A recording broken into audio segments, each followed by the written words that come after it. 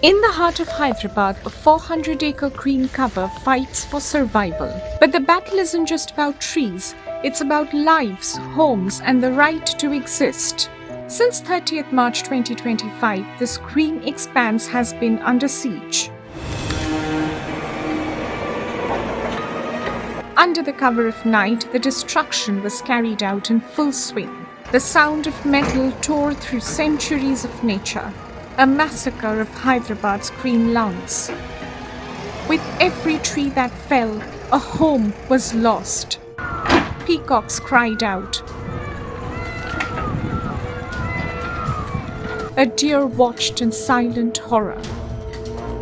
This land belonged to them long before it belonged to us, yet they are the ones being evicted. The Kancha Gachibowli forest, once a thriving ecosystem, is now a battlefield. The government's plan is to auction off the land for the development of IT parks. But the students of Hyderabad Central University refuse to be silent. They have stood as shields for the voiceless. Their resistance a last line of defense. And for that, peaceful student protesters were beaten, dragged, and silenced. Telangana's chief minister called the student protesters foxes.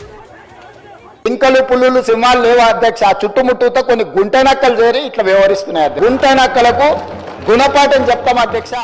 But the students wore the insult like armor.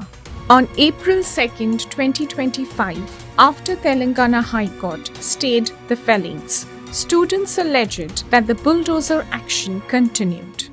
There are JCBs still working and they are saying there is no forest. See, it is not clearly visible in this video, but still this is the JCB at the center. It is still working. On April 3rd, Supreme Court intervened, reinforcing the same. Will justice come before it's too late? Will the senior Congress leadership break its sacred silence on this issue?